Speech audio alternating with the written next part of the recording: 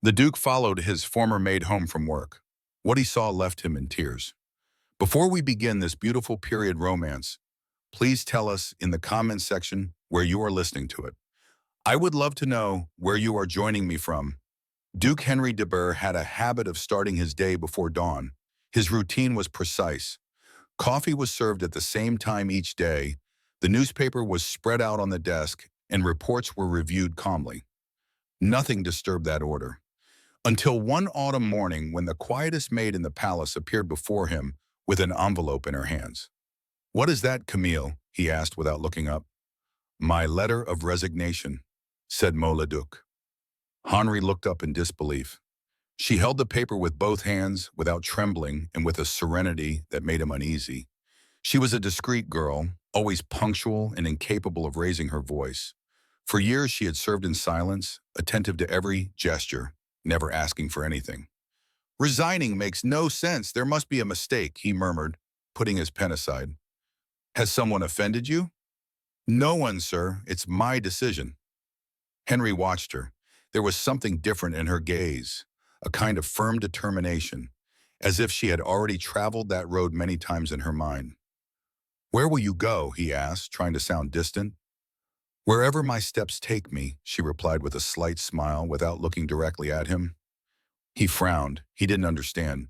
No one in their right mind would give up a stable job, especially in a ducal household.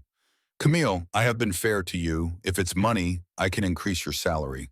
"It's not that, sir. I am grateful for everything, but I must leave today." Henry felt a sharp blow to his chest. He wasn't sure whether it was anger or confusion, but his voice sounded colder than he had intended. "As you wish." She bowed her head, curtsied, and left. The silence she left behind felt almost physical, as if an invisible door had closed on the Duke's soul.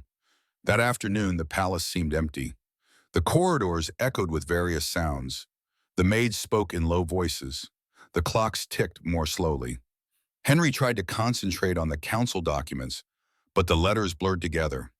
In every line, he could see Camille folding napkins with precision, serving tea with trembling hands, and smiling faintly when he thanked her. "Ingratitude," he said to himself in exasperation. "That's all." But the word tasted bitter. When night fell, the butler reported that the young woman had left the house shortly before dusk, carrying a small basket and a lantern. She had refused a carriage or a farewell. She only asked that her regards be conveyed to the staff. Henry walked to the window of his office. Rain began to fall on the garden, pattering against the statues and lanterns. From a distance, he saw a light flickering among the trees alongside the road. It was her, walking in the downpour without an umbrella, carrying a lit lantern. He felt something he hadn't felt in years, a pang of curiosity mixed with unease. "Where are you going, Camille?" he murmured, resting his hand on the glass. He tried to convince himself that it didn't matter, but the image lingered. She had been under his roof for more than 5 years, never asking for anything. No jewelry, no promotion, no rest. She just did her duty. And now she was leaving without explanation. The Duke moved away from the window and put on his coat and hat. No one saw him leave. The streets were dark and damp. Henry followed the reflection of a lantern in the distance, taking care not to make a sound. He did not know what was driving him, concern or wounded pride. With each step, he moved further away from the noble neighborhood and closer to a world he did not know. Camille walked quickly, dodging puddles and holding her skirt with one hand and her basket with the other. Her silhouette in the rain seemed fragile, yet she exuded an air of determination that baffled him. They passed a tavern, then a bridge over a dark river. Henry had to stop when a group of carters passed by. When he looked up, Camille's lantern had veered into a side alley. The Duke followed her. The air smelled of coal, stale bread, and smoke from poor chimneys. The uneven cobblestones were covered in water running between them like a dirty stream. Henry gritted his teeth. Although he knew it belonged to his own lands, he had never been to this place before. Camille stopped at a street corner where a group of barefoot children were playing with a broken rope. The children froze when they saw her. She smiled, searched her apron for coins, and gently handed them to the children. "Here you go, but keep them safe. Don't let anyone take them from you," she said. The children rushed towards her, laughing. One of them hugged her, and Henry felt a lump in his throat. Camille knelt down and carefully distributed a piece of bread wrapped in cloth. Then she wiped the face of a little girl who was coughing incessantly with a handkerchief. "Don't go out in the rain," she warned them. "Go home." The Duke watched from the shadows. This was not the silent woman who served breakfast at his house. This was someone else entirely. Someone who spoke tenderly. Someone who knew how to comfort. Someone who smiled with luminous weariness. Camille continued on her way. Henry followed her from a distance. With each step, he was taken further away from the world he knew and deeper into another, where luxury had no meaning. They passed a blacksmith shop, a bakery, and a corner where a man was sleeping under a tattered blanket. She suddenly stopped and looked back. Henry held his breath. What would she say if she discovered him? But Camille only adjusted her scarf and continued on her way. The Duke felt a slight tremor in his hands. He did not understand why he was still there. Perhaps it was the need to understand, or maybe he wanted to experience life for the first time without intermediaries. The young woman turned into a narrower alleyway where the houses seemed pressed close together. She approached a low door, almost invisible in the shadows. She knocked twice and waited. No one answered. So she pushed the door open and entered, not lighting her lantern. Henry approached. Through the crack in the doorframe, he could see inside. It was a small room with damp walls. In the corner, there was a makeshift bed, and on it, a tiny silhouette was stirring. Camille knelt down, placed the basket on the floor, and lit a candle. The Duke held his breath. "Shh, I'm here," she whispered. "I've brought you bread and medicine." A weak voice replied from the bed. "Camille, I thought you weren't coming back." "I would never leave you alone, my little one." Henry leaned against the wall. He didn't understand who this child was or why she never talked about him. He watched her take a small jar out of her basket, wet a cloth, and place it on the sick man's forehead. Her movements were gentle, almost ritualistic. The child looked at her with wide, feverish eyes. "I'm scared," he murmured. "Don't be afraid," she replied tenderly, disarming the Duke. "I'm here, and I won't let go of your hand." The silence grew heavier. The only sound was the patter of rain on the roof. Henry took a step back as if he had invaded something sacred. This scene was not for him, yet he could not leave. Something about this moment held him back, as if all the certainties of his life had been shattered. The banal conversations in salons, the empty laughter of nobles, and discussions about fashion and inheritance echoed in his mind. They all seemed absurd in the face of the image of a young woman kneeling beside a sick child and offering him her warmth. The Duke closed his eyes. He remembered the times he had seen her pass unnoticed through the corridors, always with her eyes downcast, always obedient. He had never stopped to think about who she was beyond her role. He had never imagined that she had a life, a world, or a burden. A gust of wind shook the door. Camille got up and secured it with a bolt. Henry took the opportunity to walk away a few steps. He needed air. His heart was beating fast. "What are you doing?" he reproached himself in a low voice. "This is none of your business." But deep down, he knew he could no longer pretend to be indifferent. Something inside him had broken. He walked aimlessly for a few meters. He considered returning to the palace, forgetting what he had seen, and convincing himself that nothing had changed. But he couldn't do it. He turned his gaze back to the house. Through the half-open window, the candlelight continued to flicker. Camille was standing next to the bed, humming an old tune to calm the child. Henry listened to her. It was a simple song, probably from her childhood, but the sweetness with which she sang it brought tears to his eyes. Suddenly, the child coughed hard and called out in a weak voice, "Mommy." The Duke tensed.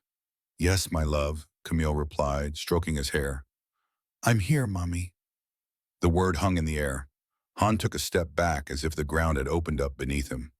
"Mother, Camille, mother, since when? And who was the father?" The child spoke again, almost in a whisper. "The Lord will come back for you one day." Henry froze. He stood motionless in the rain, the boy's words echoing in his head. "The Lord will come back for you one day." That question stuck in his mind like a thorn.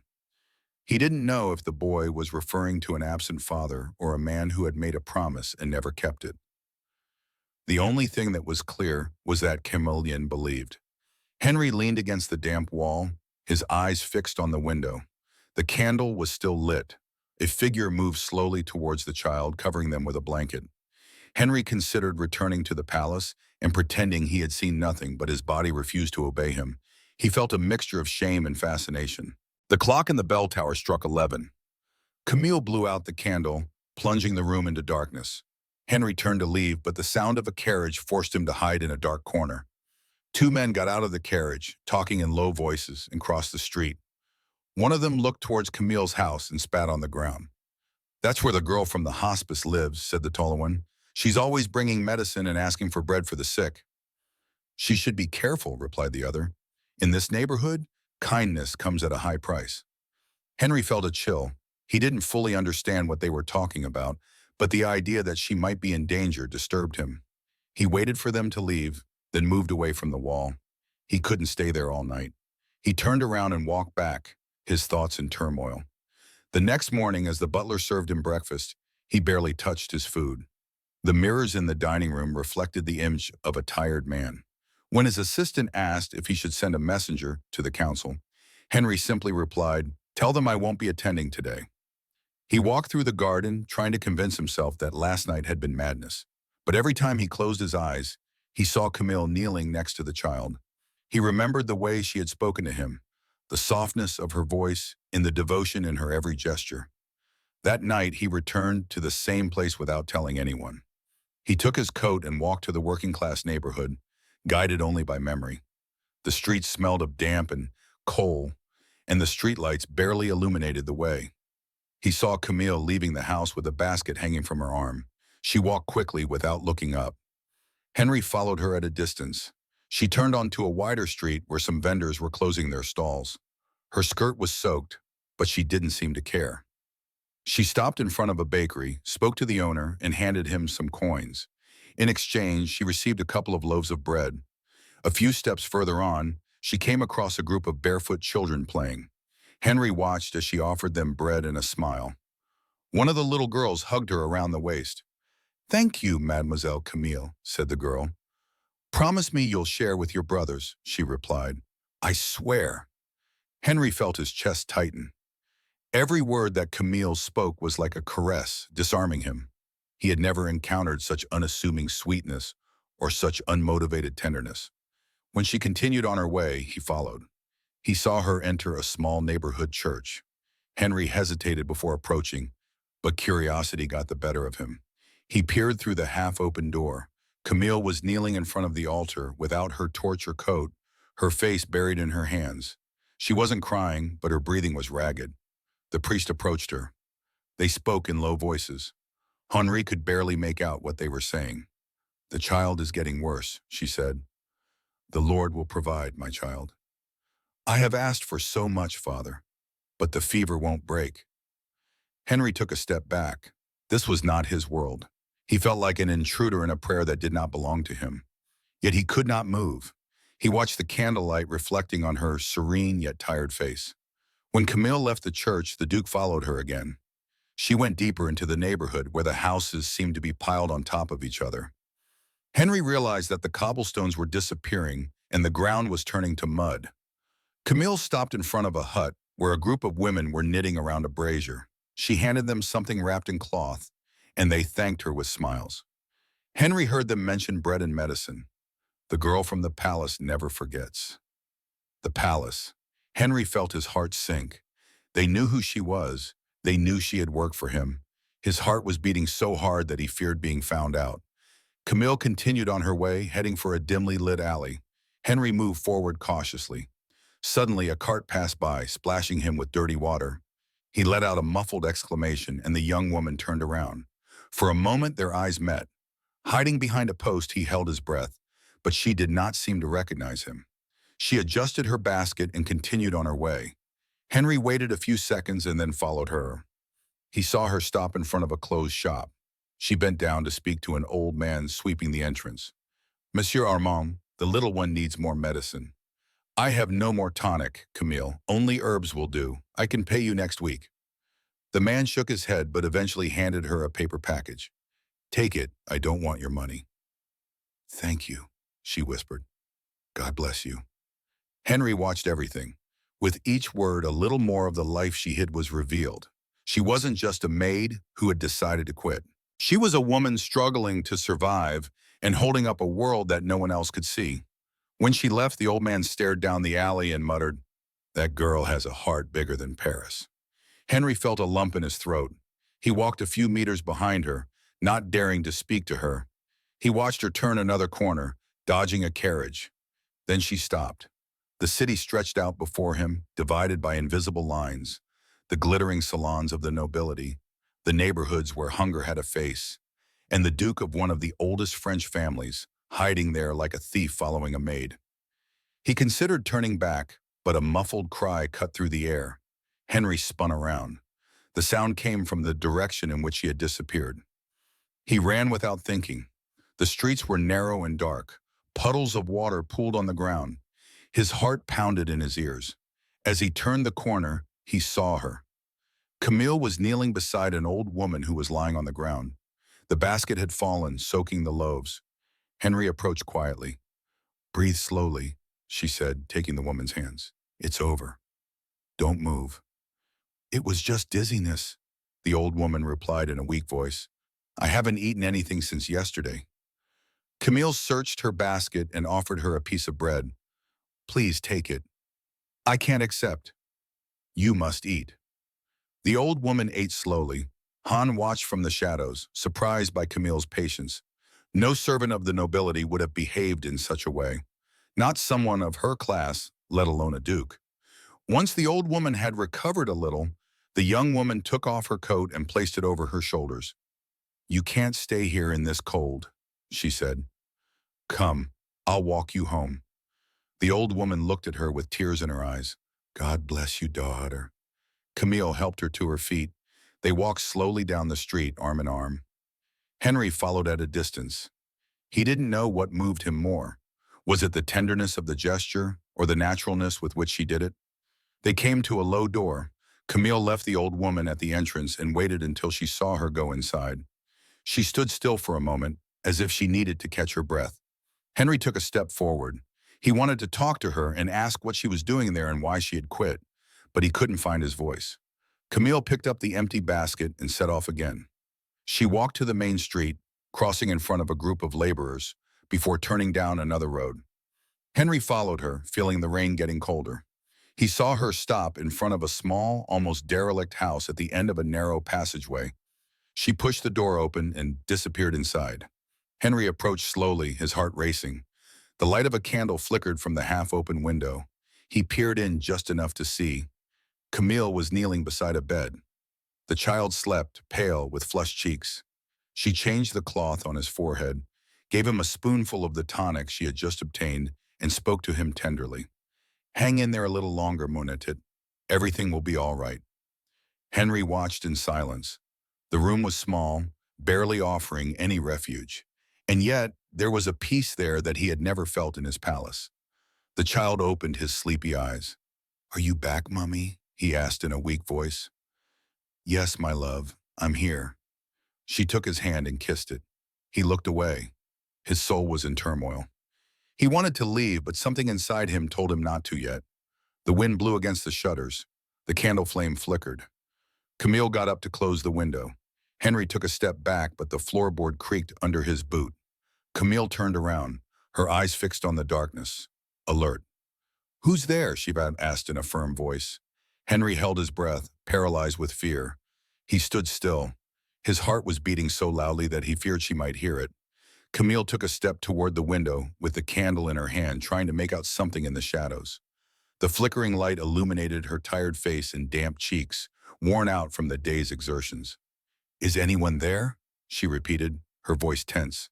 Henry began to back away, but he tripped over a stone and made an unavoidable noise.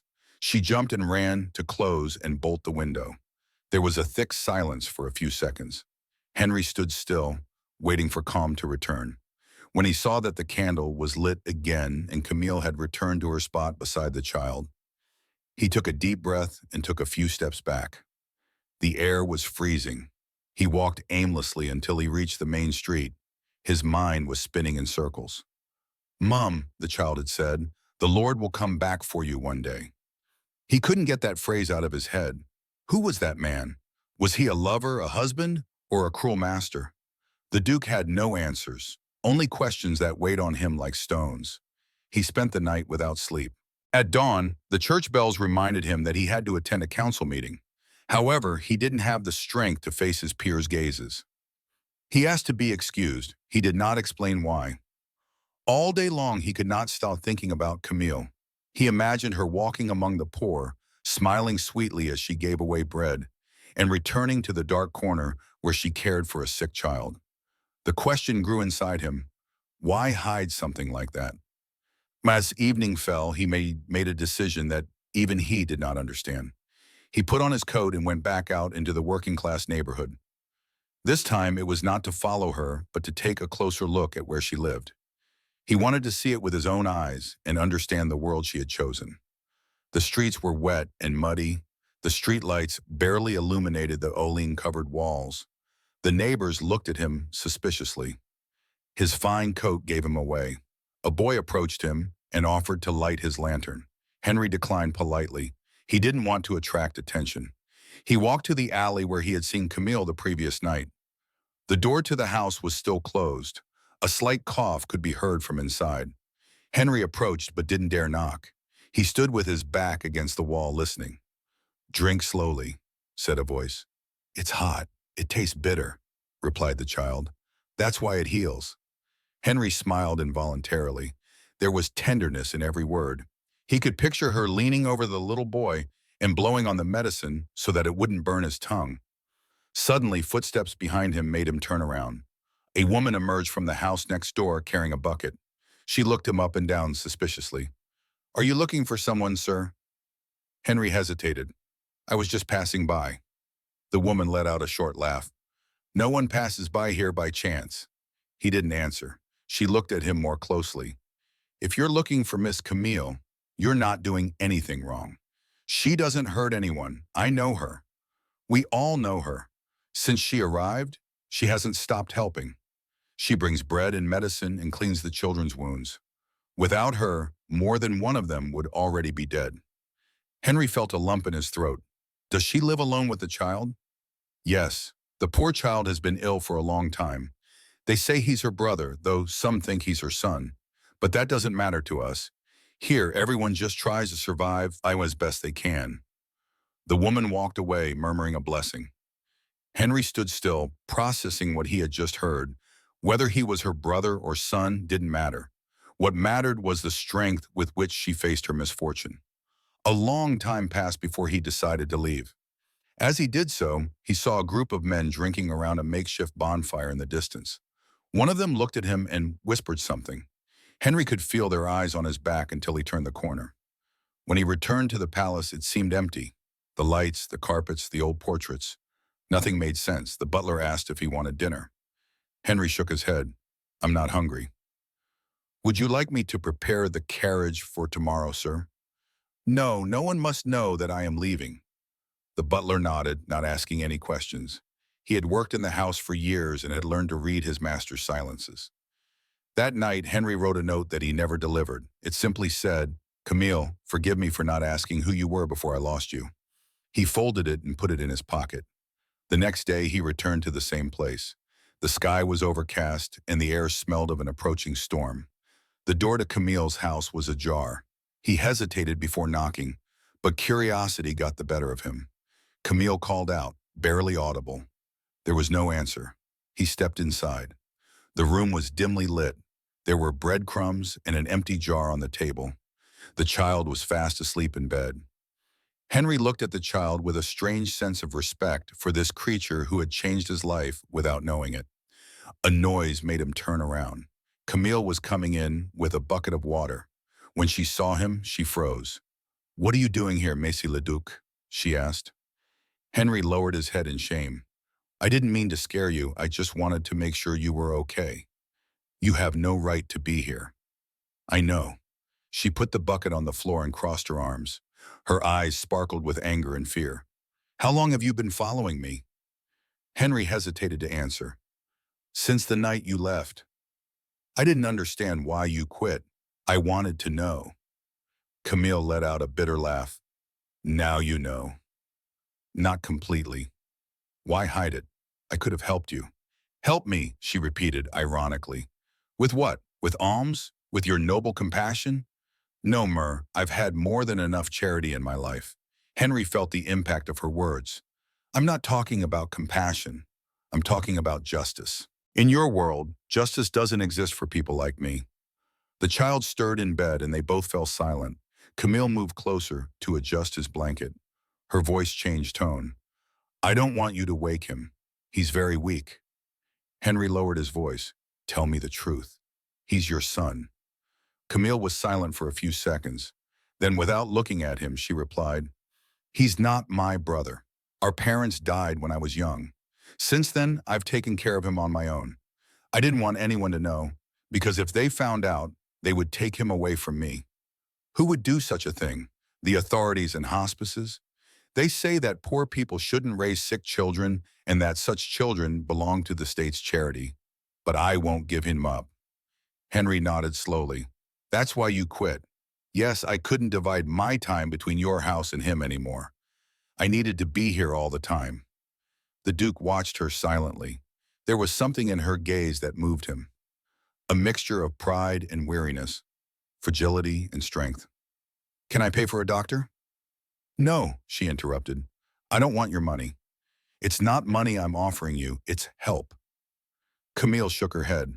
It's help that would make me owe you something, and I don't want to owe you anything. Henry took a deep breath. Then at least let me bring you food. No, I don't need anything from you. Her firm tone disarmed him. He wasn't used to anyone talking to him like that. Camille, go away. This isn't your home, Mr. Leduc. Henry looked at the boy one last time. He slept peacefully, oblivious to the tension. Then he turned to her. I'm not going to leave you alone, he said in a low but firm voice. You already are, she replied, turning away.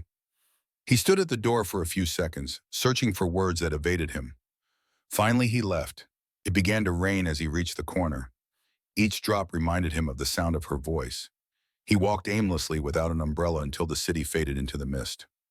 That night in the palace, he did not light any lamps. Sitting by the unlit fire, his coat still damp, he thought about everything he had seen. He realized that his life, though orderly and secure, was a cage and that Camille unintentionally had opened the door. 2 days passed.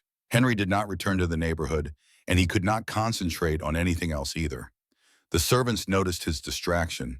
The guests found him more silent. He could only think of her. Then one morning the butler knocked on the door with a grave expression. Monsieur, he said, the market messenger has brought news. What news? The young woman's house is empty. No one has seen her since yesterday. Han felt his heart stop. The child was gone too. No one knows where. The Duke stood up abruptly. Prepare my horse, T. But monsieur, the butler obeyed without saying another word. Henry went out into the drizzle with a hardened expression on his face. He did not know where he was going. He only knew that he had to find her. He mounted his horse and rode south, in the direction indicated by the messenger. The rain fell heavily and the wind blew in his face. He did not think about the scandal or the stairs. He thought only of her. He rode without rest until nightfall, and when he finally arrived in the neighborhood, he found only an open door and silence. The bed was empty, the bottle had fallen over, and the candle had been extinguished. Everything else was the same. Henry clenched his fists. Camille, where are you? A gust of wind extinguished the last spark of light, plunging the room into darkness. Henry did not sleep that night. He paced back and forth in his office, his coat still wet on his shoulders. Outside, the storm continued. The fire crackled in the fireplace, but failed to warm him. The thought of Camille disappearing ran through his head over and over again. He couldn't accept that she had left without leaving a trace. At dawn, he called his coachman and ordered him to saddle the horse. The man looked at him in surprise. Are you going out in this weather, sir? Yes, and don't tell anyone where I'm going. He left without eating breakfast. The sky was still gray and the road was covered in mud. Henry rode on, his face expressionless, asking every passer-by if they had seen a young woman with brown hair and a sick child. Most knew nothing, others just shrugged. When he reached the working-class neighborhood, He encountered the same silence as the day before. He knocked on doors, spoke to shopkeepers, and offered money, but no one had seen the woman or the child. No one could give him a clear answer. Some said she had gone north. Others said she had gone to the river market. An old man told him that he had seen her get on a cart bound for Saint Denis, carrying a blanket and a small bundle. Henry mounted his horse again and followed that lead. He rode for hours. The streets grew narrower and dirtier. He stopped in front of a tavern and went inside. The place smelled of cheap wine. "Has anyone seen a thin young woman with a child?" he asked, leaving a coin on the bar. A man looked up from a table. "Camille Logant!" Henry felt his chest tighten. "Do you know her?" "Of course I do. She came in 2 days ago. She asked for hot water for tea and some bread. She had nothing but a few coins. Do you know where she went?" "I saw her heading towards the convent of the Sisters of Charity. It's at the end of the road by the river." Henry thanked him and left immediately.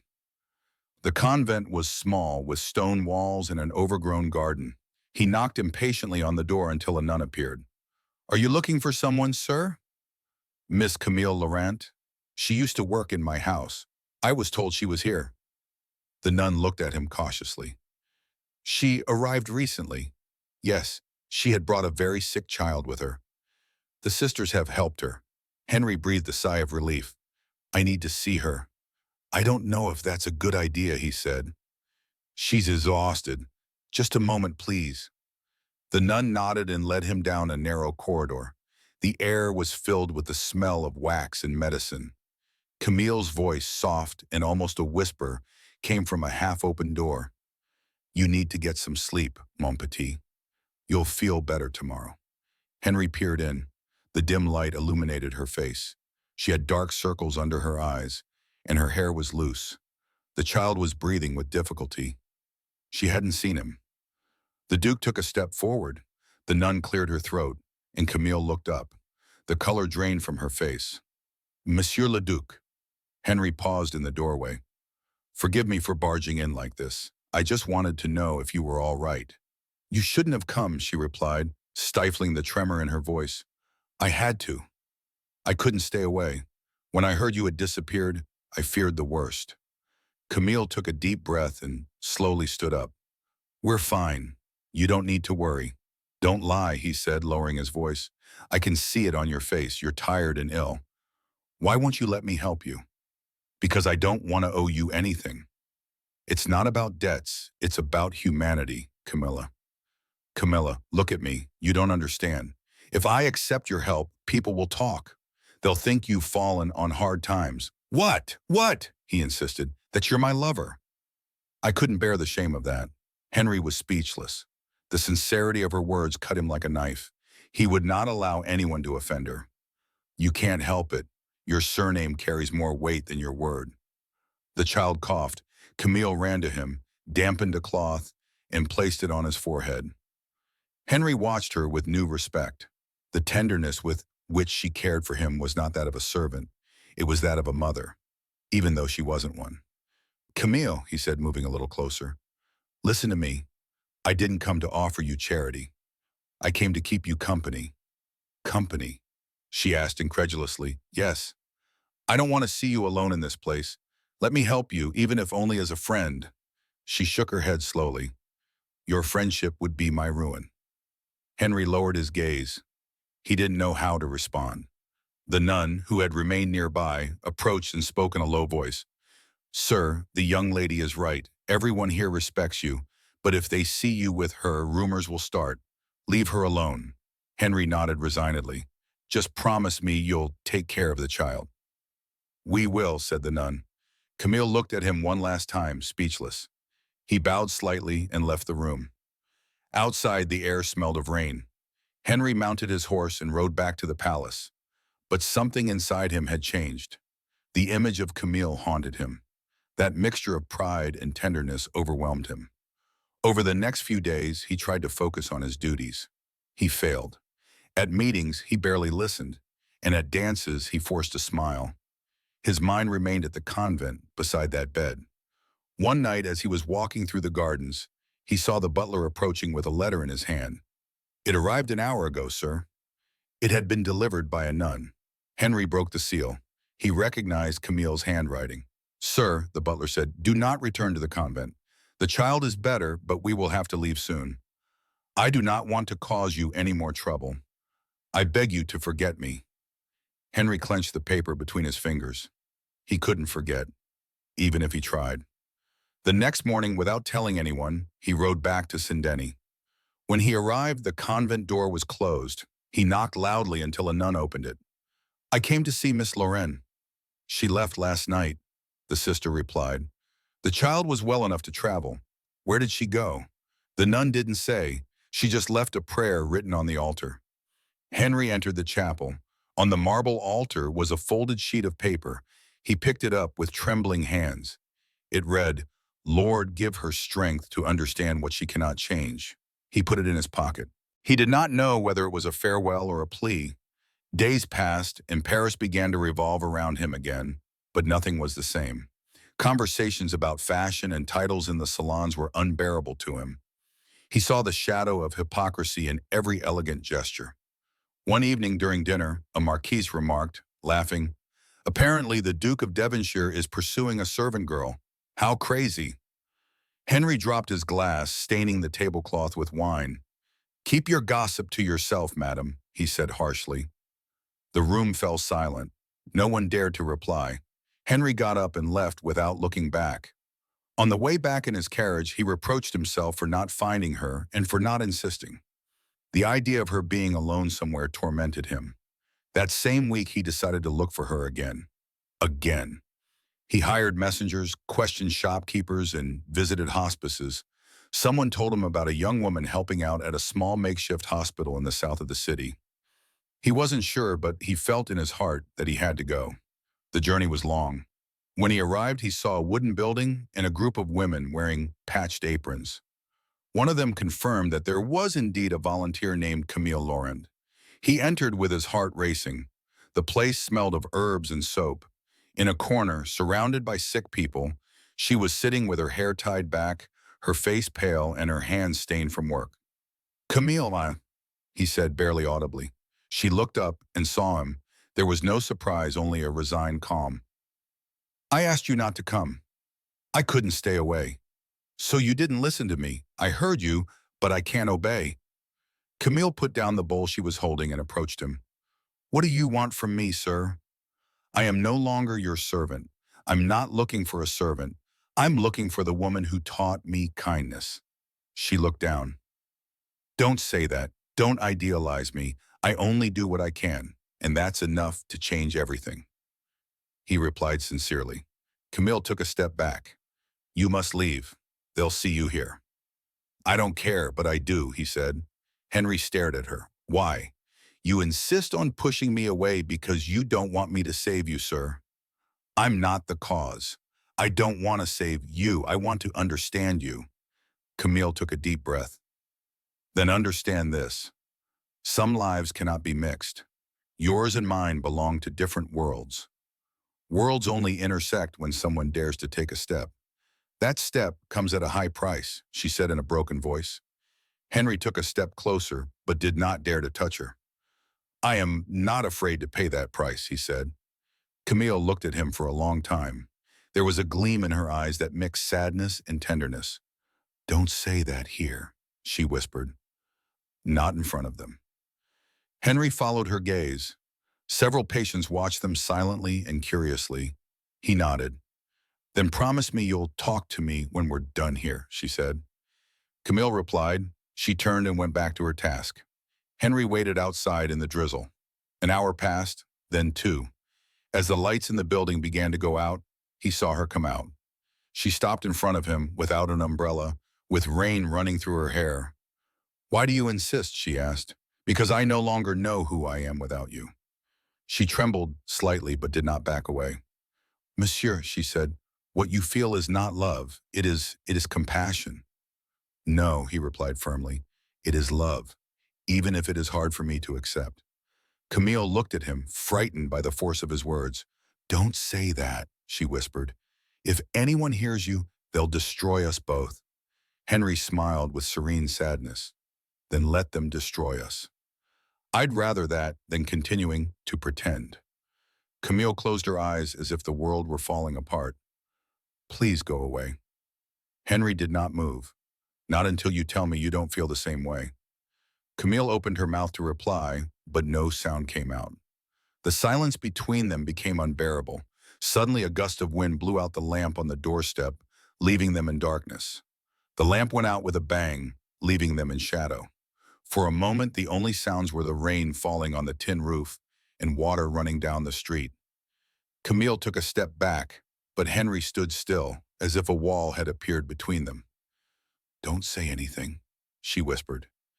If we keep talking, everything will be lost. Henry moved forward slowly, not touching her. It's already lost, Camille. Ever since she had knelt down next to that child, everything else had ceased to make sense. She looked at him, her expression a mixture of fear and tenderness. The light from the lightning illuminated her face, and he could see the tears mingling with the rain. I can't hear that, she said. I can't. You're a duke. I'm just a woman who cleans wounds. No, you're the reason I want to get better. Camille trembled, closed her eyes, and shook her head. The feeling she has developed won't survive when she returns to her world. Tomorrow he will remember who he is. I know, he said softly, but I don't want that world if you are not in it. She looked at him for a long time, unable to respond. The rain fell harder, forcing them to take shelter under the entranceway. Neither of them spoke. Only their breathing and the constant dripping of water from the eaves could be heard. Suddenly, a voice broke the silence. It was the child. Camille called from inside. I'm cold. She turned around instantly and ran into the room. Henry followed without asking permission. The child was shivering under the blankets, his skin pale. His fever has risen, she said, alarmed. Henry approached and touched his forehead. He was burning up. I'll call a doctor, he said. There's no money for that. He doesn't need one. I'll pay for it. Camille looked at him desperately. You don't understand. If a doctor comes and finds him here, they'll report it. They'll take him away from us. Then I'll bring someone I trust. No one will know it was me. Why are you doing this? She suddenly shouted, her eyes flashing with contained anger. Why do you insist on helping me when I didn't ask you to? Henry took a step back. Because I can't stand to see you suffer. I don't need your pity, and I'm not offering you any. I'm offering you my heart, even if you don't want it. Camille was speechless. Her breathing was rapid, and for a moment it looked as though she was about to speak. But she held back. She turned to the child who was breathing with difficulty. Bring me some cold water, she ordered, avoiding his gaze. Henry obeyed without argument, filling a bucket and bringing it over. Camille dampened a cloth and placed it on the little boy's forehead. Hang in there, Luis, she murmured. Hang in there a little longer. Henry knelt beside the bed, not caring that the floor was covered in mud. He'll get better, he said firmly. I promise. Camilla glanced at him. Exhaustion was evident on her face, but there was also a glimmer of hope. They spent the rest of the night watching over the child. Henry kept the fire burning, while Camille changed his compresses and gave him sips of water. Sometimes their hands brushed against each other, and in each touch there was something that neither of them dared to name. By dawn, the little boy's fever had broken slightly. Camille let out a sigh of relief. Thank you, she said softly. I don't know how, but thank you. Henry stared at her, exhausted and soaked, yet feeling a peace unlike anything he had ever experienced before. Don't thank me, just let me stay. You can't. Why not? Because her world is unforgiving. If anyone sees him here, his reputation will be ruined. Henry smiled bitterly. Maybe he deserves it. She gave him a serious look. Don't talk like that. There are people who depend on you. No one depends on me, Camille. They only obey me because of my title. She fell. There was something in her voice that hurt to hear. At that moment, someone knocked on the door. Camille jumped. Henry quickly got up and looked out of the window. It was a neighborhood boy soaked by the rain. I have a message, said the monk, holding up a letter. It's for you, madam. Camille took the letter and opened it. She read it silently, and her expression changed. What's wrong? Asked Henry. The hospice where I worked is closing. There's no funding. All the patients will be transferred. So go with them. I can go with them. No, he interrupted her. I can't leave my brother. What if I go with you? She looked at him in disbelief. Go with us. Yeah, I can't abandon her now. That would be crazy. Then I'm crazy. Camille smiled slightly, but immediately looked down. Monsieur, people are already starting to talk. The neighbors are asking who you are. Can't they think what they want? No, they can't. If they suspect anything, they'll throw us out of here. Henry looked at her in frustration. You'd rather keep running away for the rest of your life. I'd rather that than ruin yours. Silence fell over them again. Outside, the sky was beginning to lighten. The child slept, breathing calmly. Camille sat down next to the bed and stroked his hair. Henry stood and watched her, feeling a mixture of tenderness and despair. If only you would let me help you, he whispered. You already do, she replied, not looking at him. You're here, that's enough. Henry approached and took her hand. She did not pull it away. Camille, don't say anything, he asked quietly. If you do, I won't be able to forget it. She didn't answer, just squeezed his hand gently in return. Several minutes passed like this until she slowly withdrew her hand. You must go, she said firmly. If someone sees you, there'll be a scandal. I don't care about the scandal. I do, she replied. I don't want to be the cause of your misfortune. Han looked at her for a moment longer, then nodded. I'll come back tomorrow. No, Camille, don't stop me. I'm not going anywhere. I beg you to. Henry took a hesitant step back. He wanted to hug her, but knew that would be pushing it. He turned towards the door, not looking back. By the time he left, the rain had stopped. He walked a few meters, trying to convince himself that he was doing the right thing. However, the silence of the street stopped him in his tracks. Camille watched him from the window, looking sad as he disappeared into the mist. Hours later, the sun began to peek through the clouds. It seemed like a new day. Camille thought that maybe she could start again, far away from everything. But the calm did not last long. As evening fell, a neighbor knocked loudly on the door. Madame Camille, shouted the Duke. She immediately opened the door to find an armed man. What about him? They were looking for him in the neighborhood. They say they saw him leave here last night. Rumors are already spreading. Camille felt the ground shifting beneath his feet. Who said that? A man from the tavern. He recognized him. She put her hand to her chest. My God.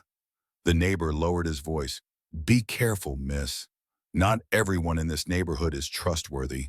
Some will talk if they are paid. Camilla nodded and closed the door quickly. The child woke up, startled by the noise. What's wrong? Nothing, love, just noise outside, she lied, stroking his head. But fear had already settled in her chest. If the rumors reached the palace, Henry would suffer the consequences. She spent the night awake, never leaving her brother's bedside.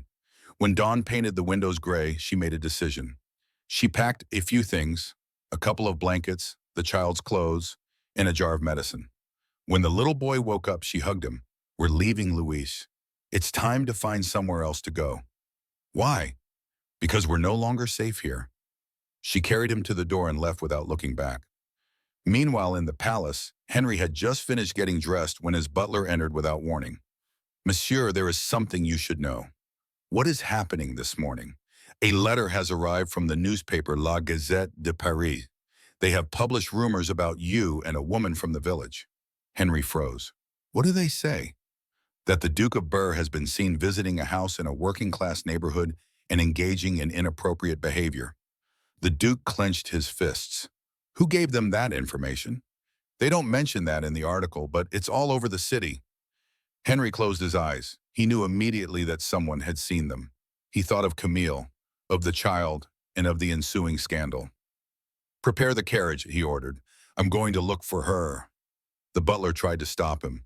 Monsieur, if you leave now, you will confirm the rumors. Henry looked at him coldly. I don't care. Minutes later, the carriage sped through the streets of Paris. Henry looked out of the window, his heart racing. When he arrived at the house in the neighborhood, it was empty. The door was open and the floor was covered with fresh footprints. She's gone, he whispered, feeling breathless. A child was playing nearby. I saw her leave with her brother. They took the road north. Henry looked at him desperately. This morning before sunrise, the Duke brought a hand to his face. Thank you, he murmured. He mounted his horse and rode off immediately. The wind blew in his face, but he did not feel the cold. He had only one thought, to find her before she disappeared again. By the time he reached the crossroads, the sky was darkening. In the distance, he saw a woman walking with a blanket over her shoulders and holding a child's hand. Honor pulled on the reins and his heart raced. He spurred the horse on. The animal ran along the dirt road. The wind cutting into Honor's face. With each stride, the figure of Camille and the child became clearer. She walked quickly without looking back, her blanket soaked through. The little boy stumbled at times, exhausted. Camille, the Duke shouted. She stopped abruptly, turned slowly, and when she saw him dismount from his horse, her expression changed from surprise to anguish. You shouldn't have come, she said, squeezing the child's hand. You can't be here. It's too late for that, Henry replied, moving towards them.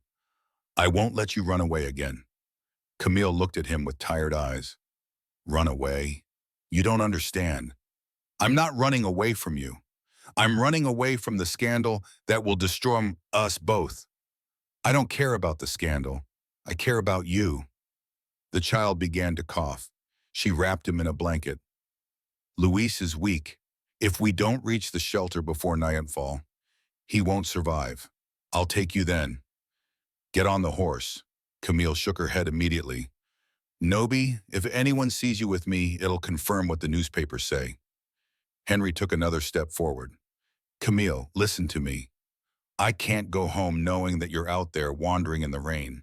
Just this once, let me do this without thinking about anyone else. She looked at him for a few seconds, hesitating. Then she looked down at the shivering child. All right, she finally gave in, but only to the next village. Henry helped her onto the horse and mounted behind her. The child settled into his sister's arms. The rain intensified. Han pulled on the reins, and the horse set off at a good pace along the road. For a while, no one spoke. The wind blew strongly, and the sound of the horse's hooves filling the silence. Camille clung to the little boy, who was dozing on her chest. You shouldn't have done that, she said at last, without looking at him. You don't know what you've caused. Yes, I do, and I accept it. Your name is on everyone's lips. Your father must be furious. Henry clenched his jaw. My father has always been angry about something, and now that he has a real reason, it doesn't change anything. Don't talk like that, she said in a low voice. I don't want to be the cause of a fight between you. You already are, he admitted, but I don't blame you. If I have to face my family, I will. Camille remained silent. The road led them to a wooden bridge crossing a swollen river. The horse slipped slightly, but Henry kept it under control. We're close to the village, he said. We'll rest there. Camilla nodded wearily. They arrived shortly before nightfall. The village was small, with just a few houses and an inn lit by oil lamps. Henry dismounted and helped Camilla down. The innkeeper, a stout man, looked at them curiously. Good evening, we need a room, said Henry. I only have one available, sir, but it will suffice. The innkeeper handed them the key. Camille looked at him, alarmed. We can't stay together, she whispered. Then the boy can sleep in the bed, and I'll sleep on the floor. There's no need to be shocked. She wanted to protest, but she was too tired. They entered the room and lit a lamp. Luis was fast asleep. Camille tucked him in and sat down beside him. Henry left his wet coat on a chair. Don't stand there, she said. Get some rest. I can't, he replied. Not until you tell me what you plan to do tomorrow. Keep going. Find a place where no one knows us. That's no life, Camille. You can't hide forever. She looked at him sadly. What other choice do I have? If I go back to Paris, your name will be tarnished. If I stay here, the rumors will grow. The only thing I can do is disappear. Henry approached her slowly. What if I go with you? Camilla looked up in surprise. What are you saying? What I said. I'll leave everything behind. The title, the land, appearances, everything. I just wanted to be with you and the child. Camille stood up abruptly. Please don't say that. Don't say it. You don't know what it means. I know, he insisted. And I don't care. You do care. You may not believe it now, but one day you'll regret it. I could never regret choosing the truth. She shook her head desperately. It's not that simple. You don't belong in my world. You couldn't bear what I endure every day. Could you learn? He replied with a weary smile. Camille took a deep breath, trying to remain calm. Why do you insist? Because I love you, Henry said without hesitation. There was complete silence. The lamp flickered and Camille stared at him, wide-eyed. She didn't murmur. You can't love me. I already do, he replied. And I'm not going to deny it.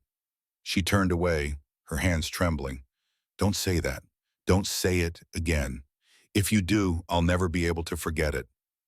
Then let me say it one more time, in case they don't allow me to tomorrow. I love you. Camille rolled her eyes and covered her face with her hands. My God. Henry took a step towards her. Camille, look at me. She lowered her hands. Her eyes were filled with tears. Why did it have to be you? She whispered. Henry didn't answer. He just stood there looking at her, knowing that any words would be useless. The child stirred in bed, breaking the silence. Camille went over to tuck the blanket around him. His breathing was calm. We should let him sleep, she said quietly. We're leaving early tomorrow. I'm not going to let her go. She'll have to. Camille, please, monsieur, she interrupted. Don't make this harder for me. Henry hung his head in defeat. The night passed in silence. Exhausted, she fell asleep next to the child. Henry remained awake, sitting on the floor and watching them.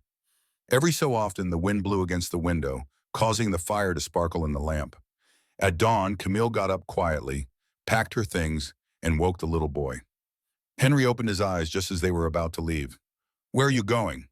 To continue on our way. Thank you for everything, sir. No, you won't leave without me. Yes, we will. It's the right thing to do. Henri stood up and blocked his way. Camille, I can't lose her again. She looked at him firmly. Don't lose me. Just let her live. We'll live together. That's not possible. Why not? Because her father won't allow it. I don't want to see him fight over a woman like me. Henry smiled sadly. Then you don't know me at all. Camille took a deep breath and looked down. Goodbye, sir. Take care of your name. She took the child by the hand and left. Henry ran after her into the street. The rain had returned. Camille shouted, You can't leave like this. She stopped, but did not turn around. You have to forget me, she said. I can't, she said. You must.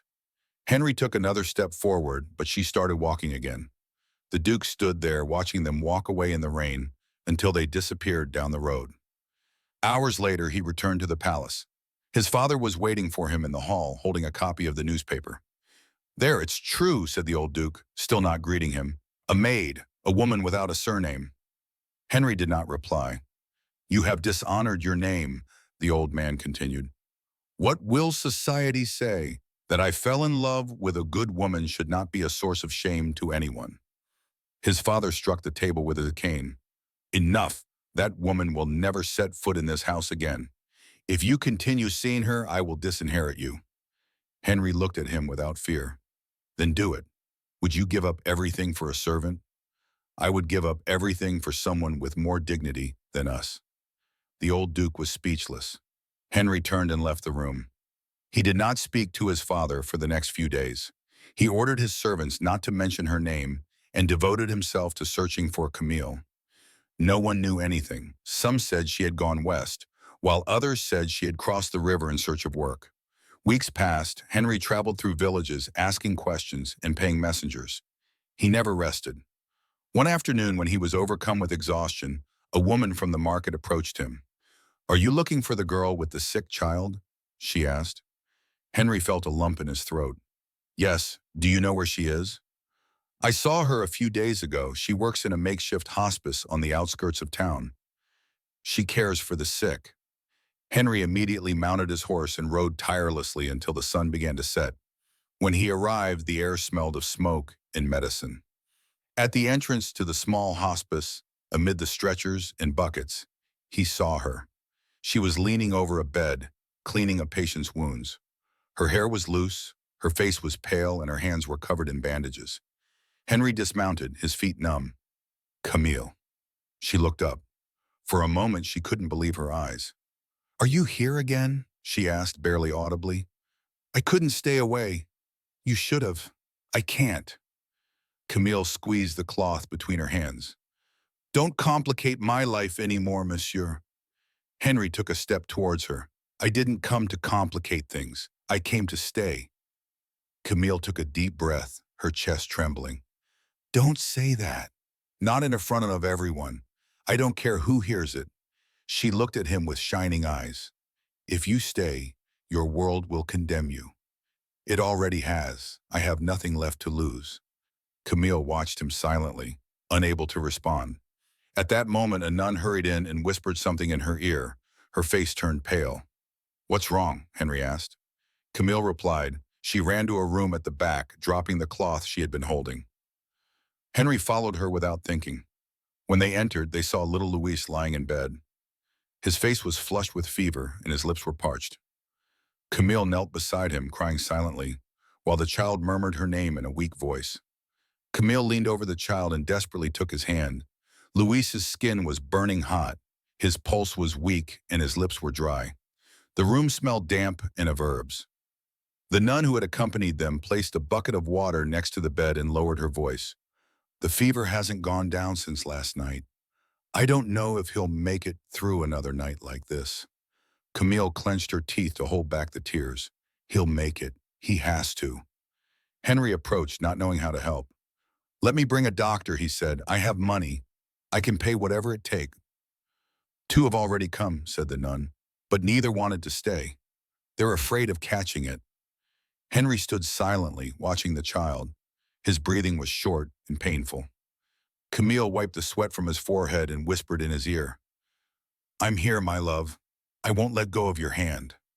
The little boy opened his eyes slightly. Camille, are you no longer cold? No, darling, I'm not. And the gentleman? She turned to look at the Duke standing by the door. He's here too, she replied in a trembling voice. The boy tried to smile. He's your friend. Henry approached slowly and knelt down. Yes, I'm his friend, he said softly. And yours too, if you'll let me. The boy looked at him for a few seconds, his expression heartbreakingly innocent. Then don't go, Henry whispered. He took the little boy's hand in his. I won't go, I promise. Camille lowered his head, overcome with emotion. The hours passed. Henry did not move from his side. The fever rose and fell like the tide. Camille prayed silently, his prayers barely audible. At dusk, the wind blew against the windows and a candle blew out. The nun went out to fetch more oil. The Duke and Camille were left alone. I don't know what else to do, she said, her voice almost gone. I've tried every medicine, every prayer. Henry took the cloth and dipped it in cold water. We'll continue to care for him until he wakes up. Camille looked at him, her eyes red from exhaustion. Why are you doing this? You don't have to. Because I want to. She watched him for a few seconds, then nodded. All right, she said, but if he gets worse, promise me you won't blame yourself. I can't promise that, he replied, smiling sadly. I can't promise I won't suffer with you. Camille looked away, unable to hold his gaze. Time stood still. Henry kept the fire burning while she watched over the child. When dawn came, the little boy suddenly stirred. His eyes opened and a faint voice escaped his lips. Camille, I'm sleepy. Sleep, my love, she replied. I'll be here. Henry saw the tears running down her face. He knelt beside her and put a hand on her shoulder. He's fighting. She shook her head slowly. No, he's saying goodbye. I can feel it in his breathing. The child coughed hard. Henry ran for more water. Camille hugged him tightly. No, Luis, don't fall asleep. Stay with me, please. The boy looked at her with glassy eyes. It doesn't hurt anymore. Camille held him tighter.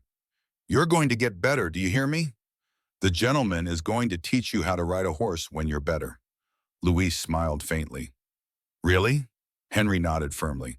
Of course, he said, but first you have to get strong. The little boy closed his eyes, exhausted. His breathing slowed. Camille rocked him as if he were a baby again. Henry felt his throat close up. The church clock struck 3. Outside, the storm was beginning to subside. In the room, Camille's sobbing and the crackling of the fire were all that could be heard. God, don't take him away from me, she murmured. Take me if you want, but not him. Henry held her shoulders. Don't say that. He needs you. She looked up, devastated. Don't you see? I'm losing him. Everything I did was in vain. It wasn't in vain. Your love has given him more strength than any medicine could. Camille lowered her head. I don't know if that's enough. Henry didn't answer. Instead, he wiped her tears away and stayed by her side, not moving or thinking about anything else. The first light of dawn came through the window. The boy slept peacefully. Camille watched him, afraid that each breath could be his last. Suddenly, Luis sighed and moved his fingers. Camille sat up with a start. Luis, can you hear me? I'm hungry, he whispered. Camille laughed through her tears, incredulous. Hungry? Really? The boy nodded weakly. Henry let out a relieved laugh. That means he'll live. Without thinking, Camille took his face in both hands and looked at him with gratitude in her eyes. Thank you, sir. Thank you for not leaving. Henry smiled. I told you I wouldn't leave her alone. The boy fell asleep again, this time without a fever. Camille breathed a sigh of relief, then lay down next to him exhausted. Henry covered her shoulders with a blanket. A couple of hours passed. When she woke up, she found him sitting in front of the fire, staring into space. You haven't slept at all, she said. I couldn't. I was afraid he would get sick again. He's better now, though. Henry looked at her tenderly. I don't understand how you could endure so much. Alone. I had no choice. When you love someone, you choose to stay, even if it hurts. Then I understand. Understand what? Why can't I get away from you? Camille looked at him, not knowing what to say. Please don't talk like that. I can't keep quiet any longer, Henry. But he was already standing in front of her. I don't care what they say. I don't care about my name or my title. I just know that I don't want to spend another day without you. Oh, yeah. Camille took a step back. Don't say those things while he's here, she whispered, looking at the child. Don't make me feel guilty. Guilty of what? Of making you believe in something pure for the first time in your life? She looked at him, her lips trembling. Don't talk like that. I'm not a lady. I have no dowry, no family name, nothing to offer you. Henry approached her and took her hands. You have the only thing that matters, your heart. Camille looked at him, and for a moment she stopped fighting. Her voice broke. You don't know how much I've dreamed of hearing that, she said. But I can't accept it. Why not? Because if I do, there'll be no turning back, and the world will crush us. Then let me do it. I'd rather live in scandal than live without you. She looked away, holding back tears. Don't say that. Not now, not in front of him. Henry slowly let go of her hands. I won't say it again then, but I won't leave. Camille sighed. Stay if you want, she said, but promise me you'll do it for him. Not for me, for both of us. Henry replied without hesitation. They spent the rest of the day caring for the child, who was slowly regaining his color. The nun returned with bread and soup. Henry offered to help distribute the food to the sick. Camille watched him from a distance, surprised by his humility. As the Duke of Deer served soup, an amused patient murmured. Camille smiled involuntarily. That night, when the hospice fell silent, she and Henry went out into the courtyard. The sky was clear for the first time in days. I haven't seen the stars in years, she said. Neither have I, he replied. I was always too busy to look at them. Camille crossed her arms. You should go back to the palace. Your father needs you. My father only wants an obedient heir, and I'm not that anymore. You can't give up everything for me. I already have, without realizing it. She looked at him sadly. Then I can only ask you not to hate me when I leave. Henry frowned. Leaving again? I have no choice. This place is only temporary. The sick patients will be transferred tomorrow. Then I'll go with you, Mom. No, Henry, you can't come. If you come, you'll lose everything you are. I lost it the day I saw you cry for that child. Camille took his trembling hand. Don't say any more. I don't want to hear it. Henry looked at her, his voice softening. You can't forbid me to love her. She let go of him and took a step back. and you cannot force me to accept something that cannot survive outside this place. Are you sure of that? Camille turned to reply, but at that moment a cry interrupted the calm. It was one of the nuns running down the corridor with a pale face. The child, little Louise, has a fever again. Camille froze. Henri ran after the nun toward the room, the sound of rain beginning again on the rooftops. Camille ran into the room, her heart racing. Louise was tossing and turning under the blankets, his cheeks flushed with fever and his words garbled. The nun tried to hold him down, but he resisted, delirious. "Louise, it's me," said Camille, taking his face in her hands. "Look at me, sweetheart. I'm here." The little boy opened his eyes for a moment, but his gaze was unfocused. Hree came in behind her with a jug of cold water. "Here, help me bring down his fever." Camille wet a cloth and placed it on the boy's forehead. The room was dim, and the air was hot and heavy. The wind battered the windows and made the lamp flicker. "He has to hold on," Henry whispered, trying to stay calm. "He did it once before." Camille shook her head. "This time is different. I don't have any more medicine." Henry searched through the items on the shelf. "We'll find something," he said. "Don't give up." The boy coughed hard, and a tear escaped from Camille's eye. "Please, Louise, don't leave me." Henry watched her kneel, exhausted, her hair loose and her hands trembling. He approached her and held her by the shoulders. "You're not alone. We're going to save him together." She looked at him, her eyes full of fear. "You can't promise that." "Yes, I can," he replied firmly. "And I will." Henry ran out of the room, crossed the hall, and went down to the entrance of the hospice. He found a nun arranging supplies. "I need the name of the doctor who works here," he demanded. "There isn't a regular one, sir, just an apothecary who comes from time to time." "Where does he live?" "In the mill district, by the river." Henry nodded and left without wasting any time. It was a cold night, and the ground was muddy. He ran through the rain, looking for the light from the mill. It took him over an hour to find it. He knocked loudly on the door. An elderly man with fogged-up glasses opened the door, looking tired. "Who's knocking at this hour?" "The Duke of Deber needs your help." "A child is dying." The apothecary recoiled in surprise. "The Duke," he said. "There's no time for that. Just bring whatever you need." The man hesitated, but seeing the urgency in the Duke's eyes, he packed a bag and followed him in. They returned to the hospice, soaked to the skin. Camille remained by the pale child's side, praying softly. When she saw the apothecary enter, a spark of hope flashed in her eyes. "Can you help him?" she asked. The man knelt by the bed and checked the child's pulse and breathing. "He is very weak," he replied, "but there is still time. Prepare some hot water." Henry obeyed without question. Camille helped to hold the child while the apothecary mixed powders in a jar. "He must drink this," the man ordered. "It tastes bitter, but it will bring down the fever." Camille carefully gave him the medicine. Louise coughed but managed to swallow it. Then he fell into a deep sleep. The apothecary sighed. "Now we just have to wait. If he makes it through the night, he will survive." Camille took his hand. "Thank you, sir. I don't know how to thank you." "Thank him," said the man, pointing to the Duke. "Without his insistence, I would not have arrived in time." Henry looked down, trying to hide his emotions. When the apothecary left, Camille sank into a chair. "I don't know what I would have done without you." "You don't have to know," Henry replied softly. "You'll never be alone again." Camille looked at him for a few seconds, then looked away at the child. "Don't say that. Every time you make a promise, it seems as if the world turns against us." Henry smiled faintly. "Then let's face the world together," he said, his voice trembling. "Don't say those things. Don't make me believe in the impossible.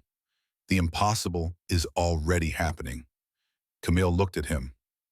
The candle cast shadows on his face, and for a moment they both forgot where they were. All that existed was the silence between them and the slight warmth that drew them closer. The child stirred, breathing more calmly. Camille smiled through her tears. His fever was going down. Henry leaned down beside her. "We did it." She nodded, not taking her eyes off the little boy. "You saved him." "It wasn't your love that saved him.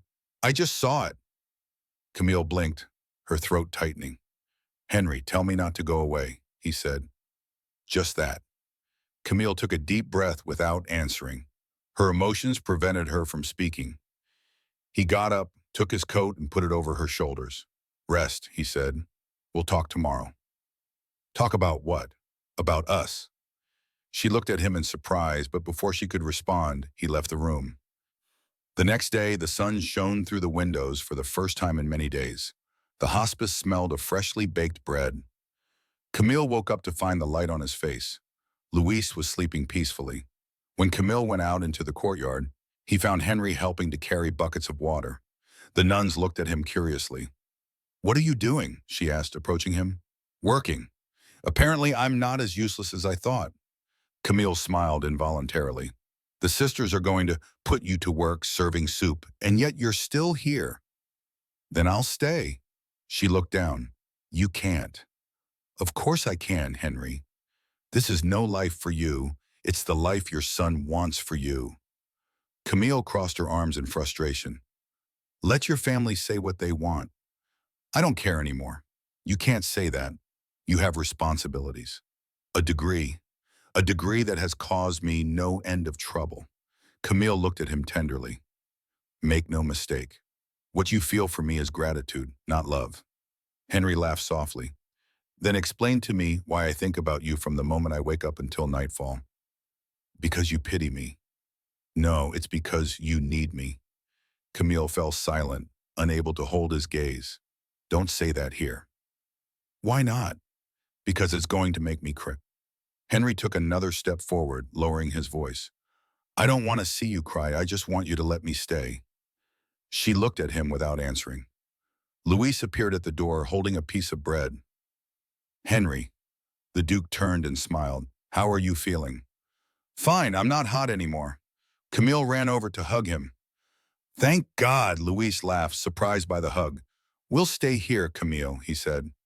She hesitated. "For a few more days, maybe." Henry bent down and ruffled her hair. "Until you're strong, then we'll see about the rest." Luis nodded happily. The rest of the day passed calmly. Henry repaired a door and helped to distribute medicine. Even the sick smiled when they saw him.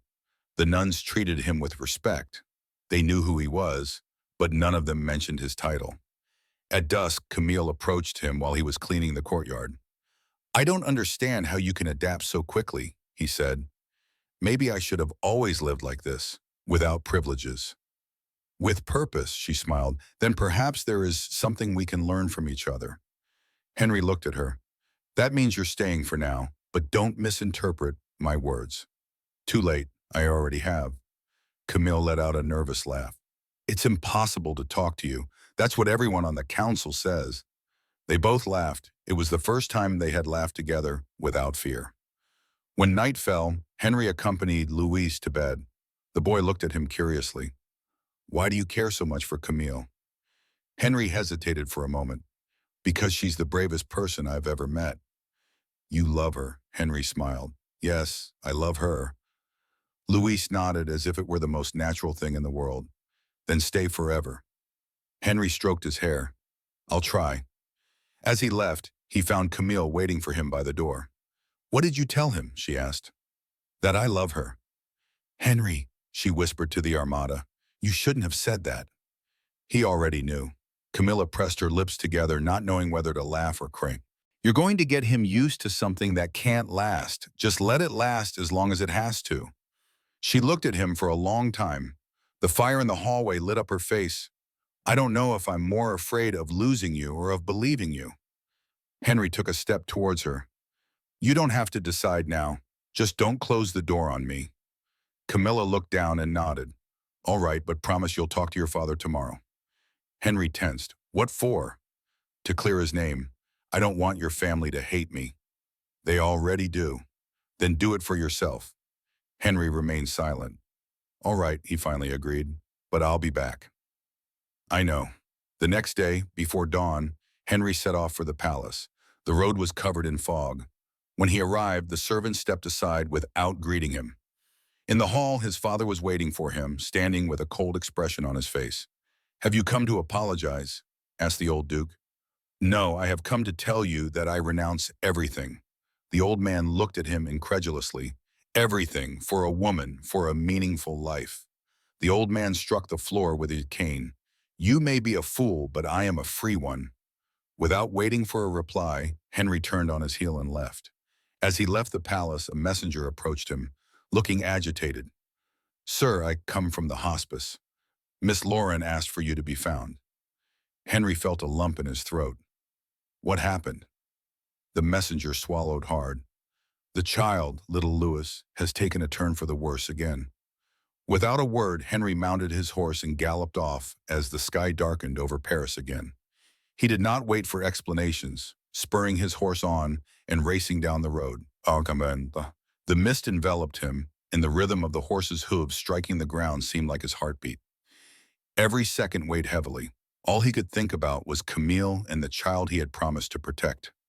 When he arrived at the hospice, he was hit by the smell of smoke and herbs.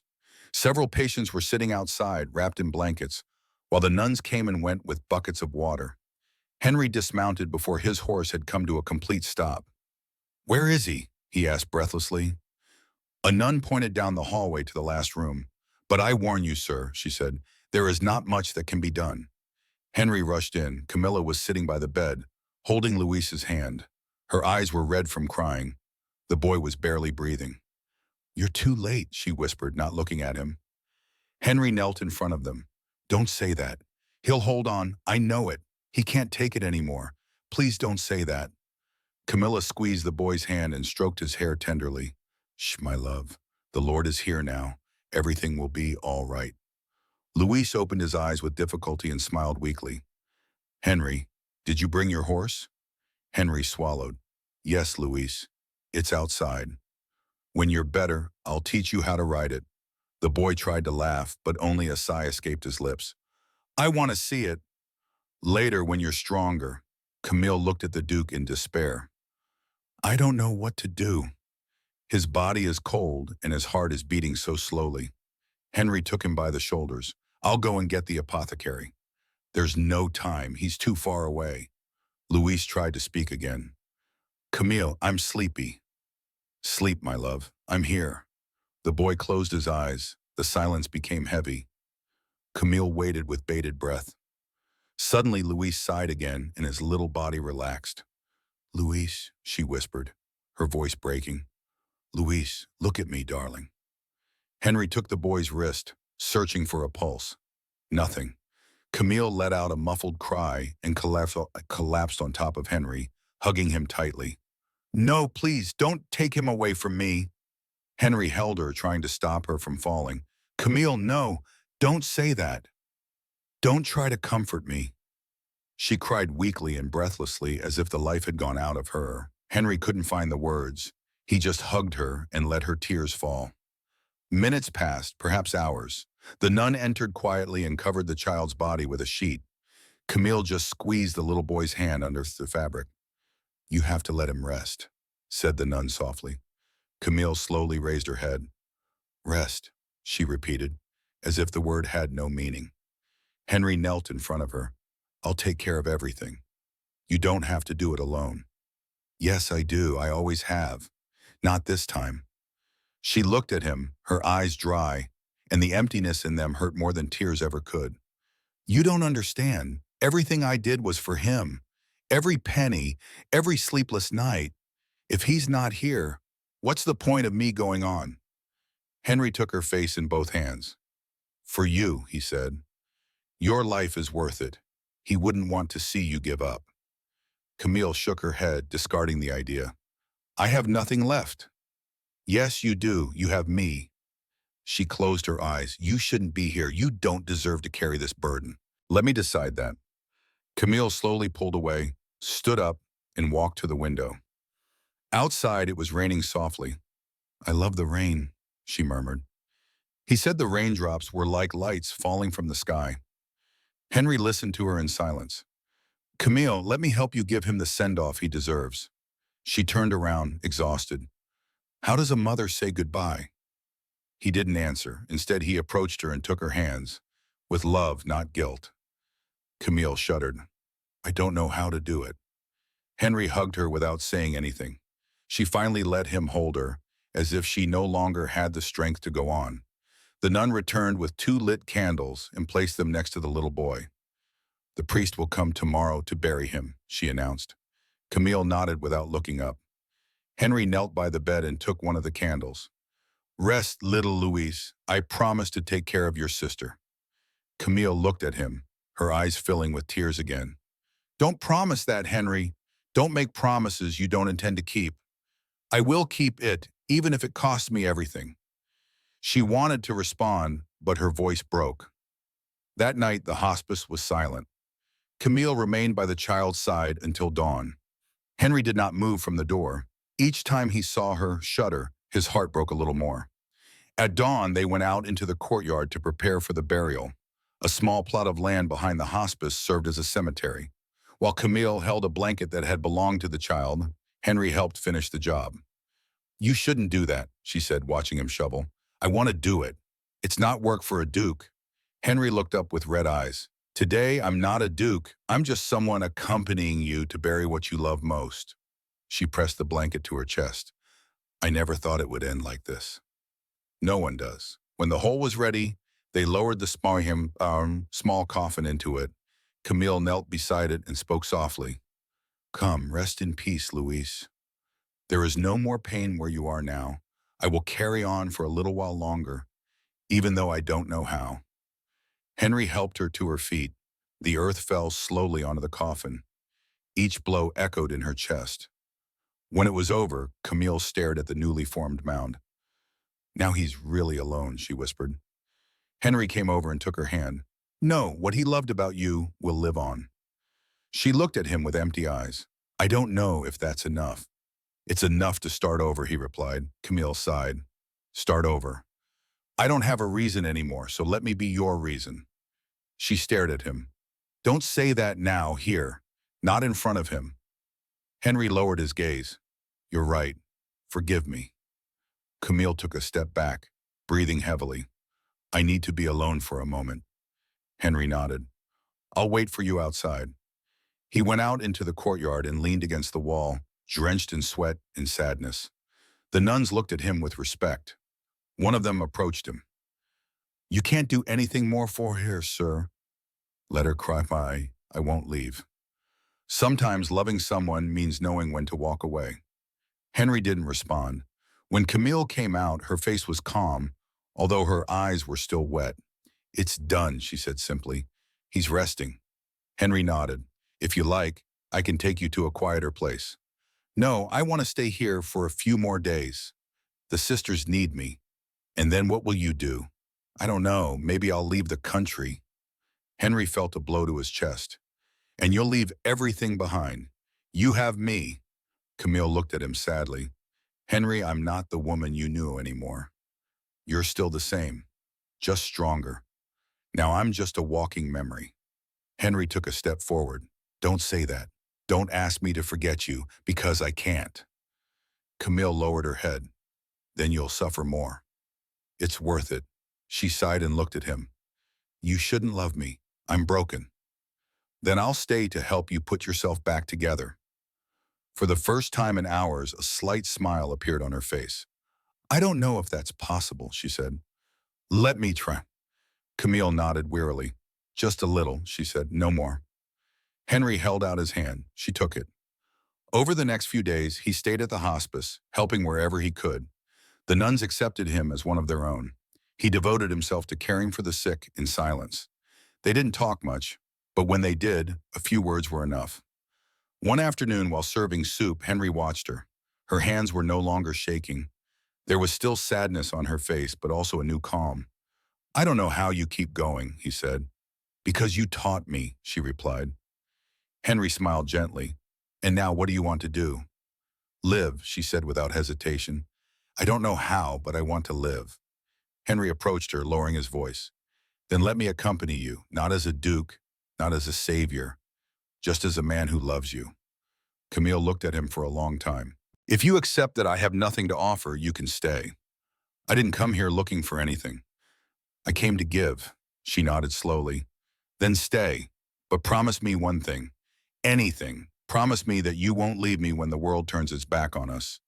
Henry took her hand and kissed it. "Never." The following days were calmer. Henry wrote a letter to his father, formally renouncing his titles and fortune. I prefer purposeful poverty to empty wealth, it said. He posted it without expecting a reply. Camille watched him put it away and sighed. He had just closed one chapter of his life and opened another. That night, before going to sleep, she lit a candle in front of the small portrait of Louis that she kept. Take care of us, she whispered. We have a long way to go. Henry came up behind her. Will you? Camille nodded. Tomorrow we'll go to the river. I want to say goodbye to Paris. Whatever you want. The next day they walked to the river. The water was calm and the sky was clear. Camille threw a white flower that floated downstream until it was out of sight. There it goes, she said. That's what I was. Henry took her arm gently. And so begins what will be. Camille looked at him with shining eyes for the first time without sadness. I don't know what word to use for that feeling. Maybe hope. She smiled. Yes, hope. Henry hugged her without speaking as the wind blew softly over the river. For the first time in a long while, neither of them was afraid of the silence. When they returned to the hospice, the Mother Superior was waiting for them, holding a letter. It arrived this morning, she said, handing it to Henry. It comes from the palace. Henry took it slowly, but as he read the first lines, the color drained from his face. Camille noticed. What does it say? He looked up, a mixture of surprise and pain evident on his face. My father is dying. He wants to see me one last time. Camille stood motionless, holding the letter. Henry put the letter away with trembling hands. Camille looked at him, trying to read his expression. Are you going? She asked in a low voice. I don't know, he replied uncertainly. He asked me to come back and see him before he dies. After everything he said, I don't know if I have the strength. Camille moved closer. You must go, not for him, but for yourself. If you don't, that open wound will stay with you forever. Henry looked up at her. If I go and he doesn't forgive me, at least he will have tried. That's enough. The Duke took a deep breath, as if gathering his strength before a battle. You'll come with me, he said without hesitation. Camille shook her head gently. I can't just turn up at his house. You know what they'll say. I don't care. I'm not going as a duke. I'm going as a man. A man doesn't have to hide the woman he loves. Camille lowered her eyes. Then we'll both go. They left the hospice at dawn. The carriage made its way along the mist-covered roads, its wheels kicking up dew from the fields. Henry said almost nothing. From time to time, Camille took his hand without saying a word. When the palace appeared among the trees, Camille felt a knot in her stomach. This was the first time she had seen the place where she had worked for so many years up close. The walls, the gardens, the balconies. Everything seemed both familiar and distant.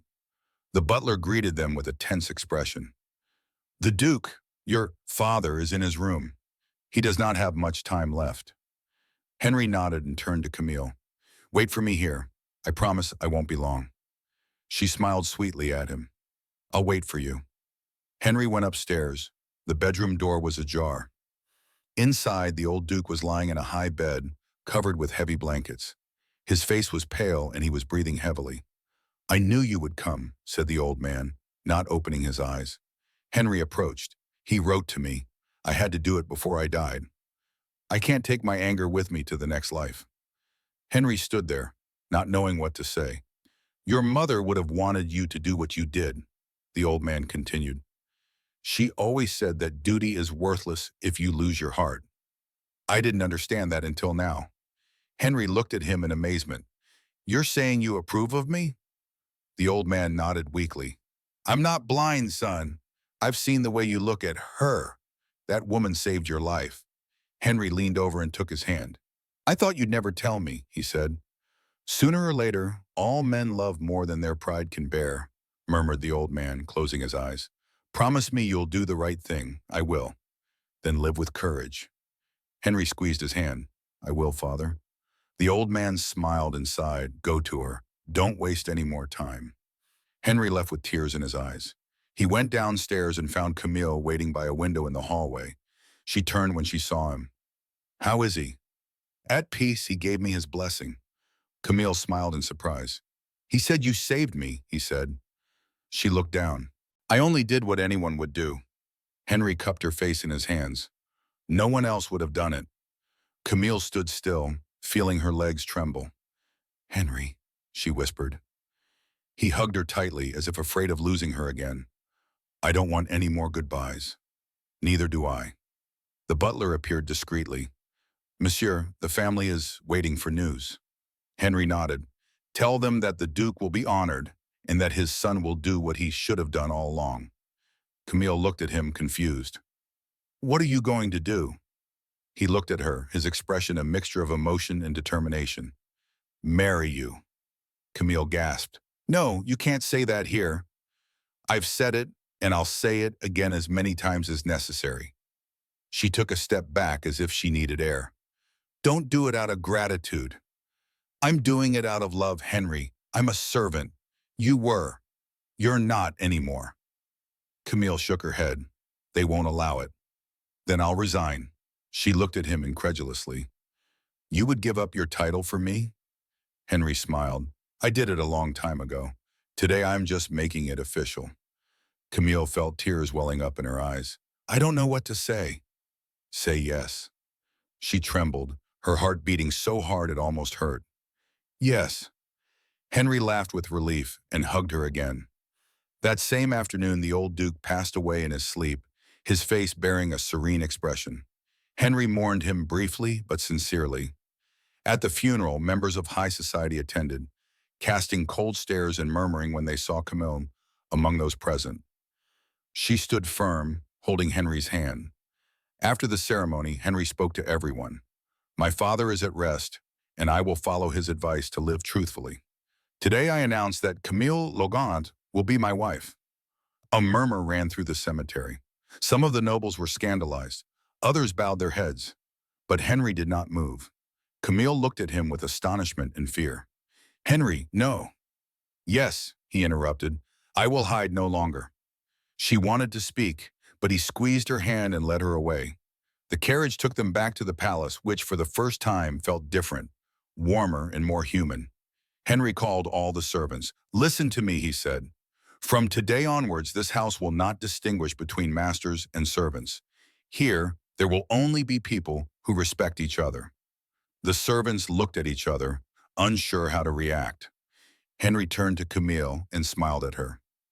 She will be the Duchess if she wishes, he continued. Camille stepped forward. I do not wish to be a Duchess, only your wife. Henry laughed. Then you can be whatever you want to be. The servants' applause broke the silence. For the first time in many years, the Duke's house felt alive. That night, when everyone had gone to bed, Camilla and Henry were left alone in the great hall. The lights were dimmed and the fire crackled in the fireplace. She walked slowly through the shadows, still incredulous. I never imagined I would set foot in here again, she said. She used to clean these floors with her frozen hands. Henry came up behind her and whispered in her ear, Now you will walk on them with me. She smiled, a mixture of laughter and tears in her eyes. Sometimes I think this is all a dream. If it is, I don't want to wake up.